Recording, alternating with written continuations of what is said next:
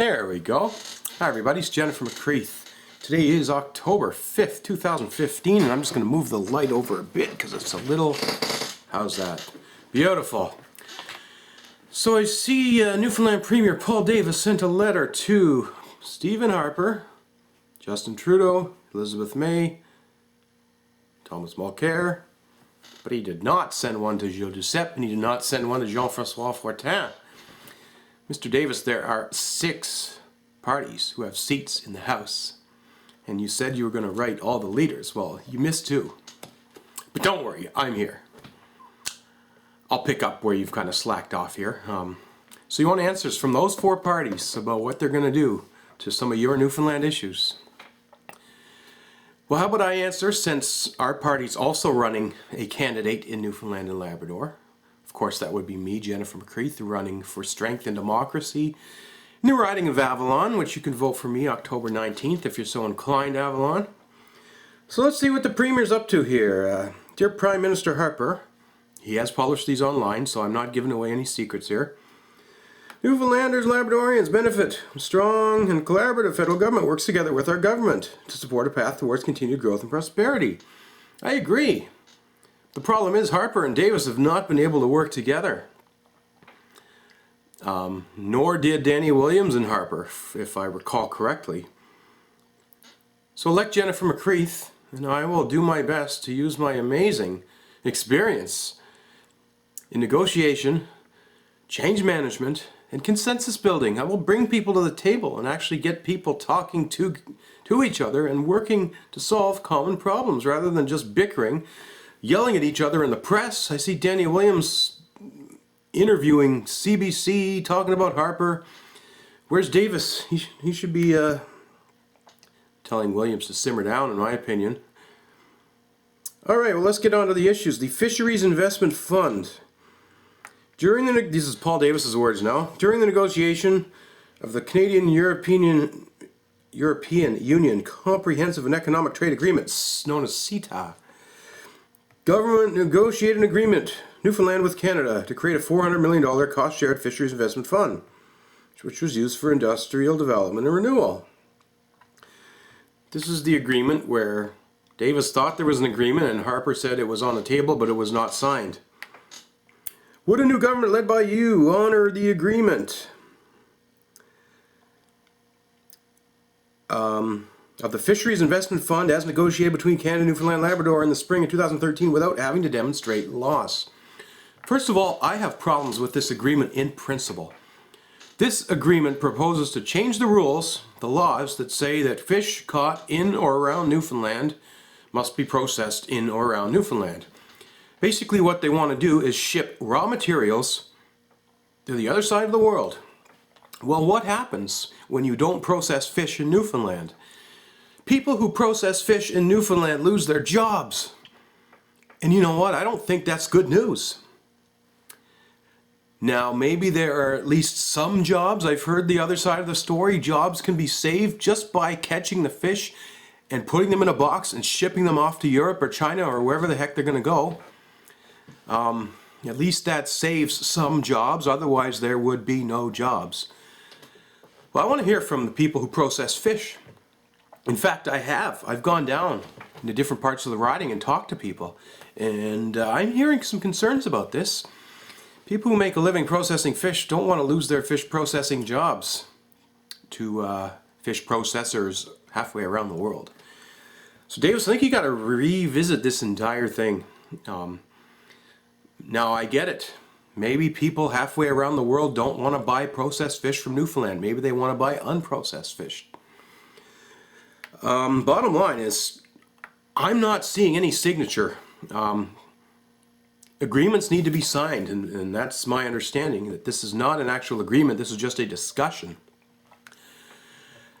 I don't think Stephen Harper is going to win the next election, and quite frankly, Mr. Davis, I don't think you're going to win the next provincial election. So my solution and recommendation, first of all, Avalon, vote Jennifer McCreath into Ottawa, and what I will do is whoever the new Premier is and whoever the new Prime Minister is, I will book a meeting with them and myself, and we will sit down and we will consult the people who actually catch these fish, find out what's best for them.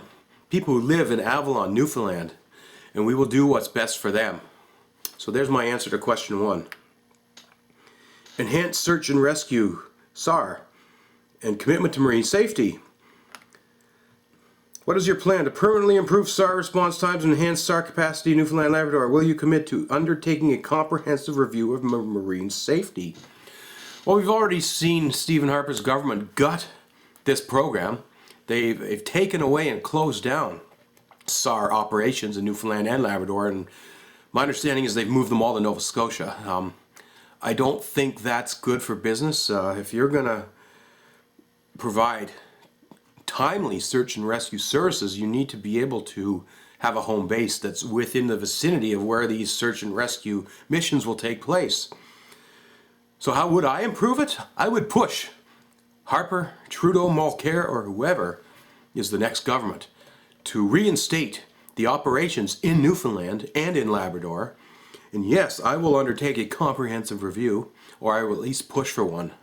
And I will make sure that we engage the appropriate people in these discussions and not just the politicians who are worried about their own bank accounts. So question 3, national defense. How will you re-energize and modernize operations at 5-Wing Goose Bay? Long-term viability of Goose Bay remains a priority for the provinces. The base continues to possess significant capacity and infrastructure to support training requirements. It has the potential to play a vital ongoing role in the support of coastal monitoring and territorial defense. Government has made numerous promises supportive of a viable and productive future, but most of these commitments remain unfulfilled. Well, let's take a closer look at these commitments, see when they were made, see if they are still viable and needed. Sounds like this 5-Wing Goose Bay, I've never physically been there, but I would like to. And if I am elected, I will make an effort to physically get out there and take a look myself. Whoever the new governments are, definitely need to take a look at this. If there's agreements and they're binding, then you might be legally contracted to undertake work and to pay people money to do that work. If not, there may be an option to revisit and renegotiate. I don't know how old some of these are, but let's take a look at this. I would tend to agree that if there's unfulfilled potential, that we should fulfill it. Yeah, absolutely. Federal employment. The government of Newfoundland and Labrador has long advocated for increased federal employment levels in the province, including in executive positions. What is your position on enhancing federal employment levels and leadership positions in Newfoundland and Labrador? 100% I agree. We've seen, as I just mentioned in the previous question, federal departments are packing up and leaving Newfoundland and Labrador and moving to Nova Scotia. We need federal government presence in all parts of Canada, in all regions, and not just in the big cities. There are federal offices all over the riding of Avalon. When there is a new government, or even if by chance Monsieur Harper remains Premier Ministre, Prime Minister, chances are he's going to take a look at his existing departments, and there could be some reorgs, there could be some new departments, there could be some merges, there could be some eliminations. I definitely feel Newfoundland and Labrador needs its fair share of federal departments to be headquartered here, and not just in St. John's, but in places such as Conception Bay South, maybe even Harbour Grace, Bay Roberts, Carbonear, Placentia, Argentia, and everywhere else possible. Yes, the answer is yes. Fisheries management. DFO is committed to establishing stabilized sharing arrangements for commercial fishing throughout Atlantic. The Atlantic halibut fishery in Gulf of St. Lawrence is important. They get a 32% share of the Gulf quota through sharing arrangements established in 2007. Despite this, our harvests have been decreasing since 2009. Provincial government has opposed these reductions as they are inconsistent with the 2007 agreement. Yet the province's share of halibut for quota has been reduced further. In May 2015, the Newfoundland House of Assembly passed a unanimous resolution condemning these recent allocations, calling the federal government to reverse its decision. How would the government address the issue of quota allocation for halibut generally? What principles would support such a policy? Well, I'm going to have to take a closer look at what Mr. Harper's crew has done. If you've made an agreement, you should probably honor that agreement unless you got a darn good reason not to. Sounds like the agreement is not being fulfilled. So I would take a look at that agreement. After the November 30th provincial election, I would see who the Prime Minister is and who the Premier is, and I would ask both of them to sit down and take a look at this agreement, and if it makes sense to go back to and respect the 2007 agreement, then that's what I would do. If there are challenging terms and conditions to break the agreement, it sounds like the agreement's already been broken, so I think we've got problems either way. Sitting down and discussing the options and reaching consensus that not only ensures the viability of the fishing, but actually takes into consideration what you've signed in your contract. If you're breaking the contract or you're breaking the law, you're going to find yourself in court, and that's no good. Would you implement an alternative policy to LIFO, last in, first out, to reflect fundamental principles of adjacency and historic dependency? Federal government committed to protecting Canada's fish stocks from unsustainable practices on the nose and tail of the Grand Banks and the Flemish Cap. At the time, the federal government committed to supporting the extension of custodial management of continental shelf beyond the 200-mile limit to the nose of the tail of the Grand Banks, the Flemish Cap, and the North Atlantic. To date, there has been no extension, leaving these fish stocks vulnerable to unsustainable practices. Would your government assert custodial management over the nose and tail of these places and enhance coastal surveillance? Yeah, I think that needs to be done, unless I know the 200-mile rule has been around for a long time and it's been signed in international agreements. I'm not sure you can just stand up and rip that agreement up and throw it in the garbage. If you can, then do it. If not, then get these folks back to the table and say we need to renegotiate because international fishers are taking away fish to the point where there won't be any fish left. As far as adjacency and LIFO, yeah, I got a problem with that. I think we need to take action to ensure specifically that the local and regional smaller businesses can strive and survive. Excuse me. My understanding with this issue is last in. So if you need to take away a license, it's whoever was last in. So whoever got their license most recently would lose it. The argument is that it's not fair, that you should look at other factors, including adjacency, meaning license to fish should perhaps be granted to people who operate within that vicinity. If your fishing organization is adjacent to where you plan to fish, you should potentially have priority over people who want to fish there who come from afar. If I operate a fish plant in Timbuktu, why should I be going to XYZ Cove and fish there when the fisher people of XYZ Cove have a right to fish there? I agree with that, and I'm not sure I would completely rip the agreement up before reading it, but perhaps reaching some sort of compromise so that we could at least protect some of the locals. Again, get everybody to the table and talk about the issues and reach consensus. It can be done. I've bring some of the most disagreeable people together and got them to agree. It can be done. Let's work together on this. What's next? Contaminated sites. According to the federal contaminated sites inventory, there are 2,394 contaminated sites in the province of Newfoundland and Labrador, representing over 10% of federal contaminated sites in Canada. This list does not include former military sites such as Hopedale, for which some funding was provided in the 80s for cleanup that was insufficient to meet present-day standards. In 1985, the Liberian registered Italian cargo ship MV Manolis sank with 462 tons of bunker C, 60 tons of diesel, and 22 tons of lubricating oil on board near Notre Dame Bay in Change Island. That's all over the news. After small leaks of fuel were reported in the area, the federal government undertook temporary measures to contain the leak, but the threat of major oil spill, I'm not even going to read it, on and on and on. Would you direct that immediate steps be taken to permanently address the environmental hazard posed by the Manalis and the disproportionate number of federal contaminated sites to Newfoundland and Labrador, including Hopedale? That's an easy answer for me. Yes, absolutely. Federal government needs to clean up this mess. They need to stop polluting. They need to toughen up these laws that they have weakened that allow people to pollute and make it legal for them to pollute. We need strong, quality, environmental sustainability policies and legislations. And you know what? I don't care who the next Prime Minister is. If I'm elected, I'm going to be reaching out to the Green Party because I know this is their primary area of expertise, among other things. I'm going to book Elizabeth May, I'll book Krista Byrne-Pumala, I'll book representatives from whoever the Ministry of Environment is and Conservation. I'll even drag environmental people from the provinces and the regions, and we're going to sit down and talk about this, come up with a comprehensive list of problems in Newfoundland under federal jurisdiction. We're going to prioritize which ones need to be cleaned up first and foremost. And we will put pressure on them to clean these up. It's unacceptable to have this problem. It has to be a priority. Marine Atlantic. How would you ensure that there will be an affordable, cost-efficient, and quality ferry service connecting the island portion of Newfoundland, Labrador to the rest of Canada? Excuse me. That implies that we don't currently have a proper solution. We do have ferries that run.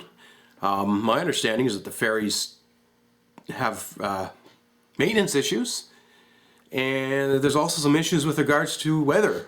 I can't control the weather.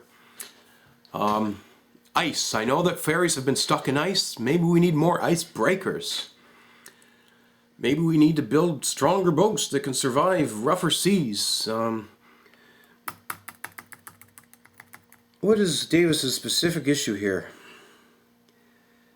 Must meet its constitutional responsibility under the terms of union. Provide affordable, cost-efficient, quality ferry services connecting the islands. Newfoundland Labrador passed a unanimous motion calling on the federal government to direct and enable Marine Atlantic to reduce user prices and to restore transit frequency. Okay. So essentially it's too expensive. People cannot buy tickets to get on this ferry. Well, good question. Maybe we got to promote use of the ferry. Maybe we need more tourists. Maybe we need, maybe people are taking the airplane. Maybe it's better and faster and more convenient to take an airplane than take a ferry. But you cannot put your vehicles and you cannot put all your goods on airplanes, so maybe you need to target different users there. Perhaps some marketing would be in order there. Some advertising. I'm sure the deep pocket folks would love to say subsidizing. I don't have the knowledge of what's in our budget. If there's a way that we can somehow offset and reduce these prices, absolutely. Gas, fuel seems to be cheaper these days. Maybe there's a way we can reduce the prices there. Let's look at the way in which Marine Atlantic is run. Maybe they're top heavy. Maybe there's too many senior corporate executives collecting big paychecks who aren't earning their fair share. Maybe it's time for some corporate downsizing. Let's take a closer look at that organization as a whole. Maybe the organization is not efficient. Maybe there are ways to cut costs, merge programs. Take a look at that. I've worked in 9 different civil service government departments over the years, and believe me, I've seen my fair share of people sitting there collecting money who weren't doing a darn thing to earn it. Okay, we're on to page 5. Duty remission for new ferry. The government of Newfoundland and Labrador took a request for proposal for 2 vessels to service Fogo and Change Islands and Bell Islands. Okay, this is the one we know. The Damen Shipyards Group of Netherlands. So the government bought these ferries from the Netherlands, and there's a tariff. Now, I haven't memorized the free trade agreements page for page, but I know that not only did that agreement offer free trade, it confirmed and allowed tariffs on certain other things. Just because you're Paul Davis, just because you're the Premier of Newfoundland Labrador, doesn't mean you can go to the federal governments of Canada and Netherlands and just rip up agreements. You knew full well that if you bought boats from Netherlands that you would have to pay tariffs. You should have factored that into your costs. No, you're not going to get an exemption. Besides, why aren't you going local? There are still people who build ships for a living in Newfoundland.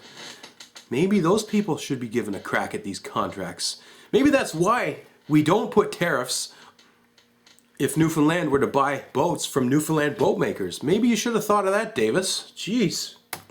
Temporary foreign workers. I'll stop you right there. I'm actually going to borrow a line from, I believe it was Jack Harris, if I'm not mistaken, of one of the other writings. Temporary foreign workers, according to him, have been brought into Canada to undertake work that is not temporary in nature. Should temporary workers be doing permanent work? This is something I've personally spoke about in my past as an individual seeking and failing to gain permanent employment in the Newfoundland Public Service. I have bounced around from year to year, from department to department, temporary assignment to temporary assignment. However, not one of the jobs I have done was of a temporary nature. Definition of temporary has a start end and an end date. No, I've been doing permanent functions. Functions that are vital to the operations, the daily operations of the organization. By definition, your daily operations are not temporary, they are permanent. There are a lot of people in Newfoundland and Labrador who say, I can't find a decent job. I can't even find a somewhat decent job. Me perhaps being one of them. Well, let's read the question. Would your government grant exemption to this policy for employers located in areas of Newfoundland and Labrador where exceptional demographics and or economic circumstances exist which necessitate the utilization of temporary foreign workers to augment the local labor force? No. If you're not capable of paying people enough money that they can actually survive, there's a reason why locals are turning down these jobs. Because they are too busy looking for jobs that will actually allow them to survive and pay their rent. We've seen already horror stories of temporary foreign workers being brought into Canada and treated poorly, being paid less than the minimum wage, threatened, shoved a whole bunch of them into a basement. No, we got to have standards here. If you can't afford to run a business and pay your employees and hire locals, then perhaps you shouldn't be in business. Maybe you need a better business model. Band-aids and duct tape are not permanent solutions. No, absolutely not. And that concludes the letter of Paul Davis to Stephen Harper. Now, I hope Jennifer McCreath's answers stimulates some attention to these issues. I hope you people who watch this will talk about these issues. I'm not just here to say ask or vote for me. I'd love it if you voted for me. I think I can add value to Ottawa on behalf of the people of Avalon. But ultimately, let's get talking about these issues. Because I think we've got some serious concerns and some challenges here. And I'm not so sure Stephen Harper or Paul Davis are the right people to be leading the partnership on these issues. Anyway, I'm Jennifer McCreath. You can go to my website, votejennifer.info, learn a little bit more about me and my political campaign and what I stand for and what I want to do. Thank you everyone for watching. Have a great day.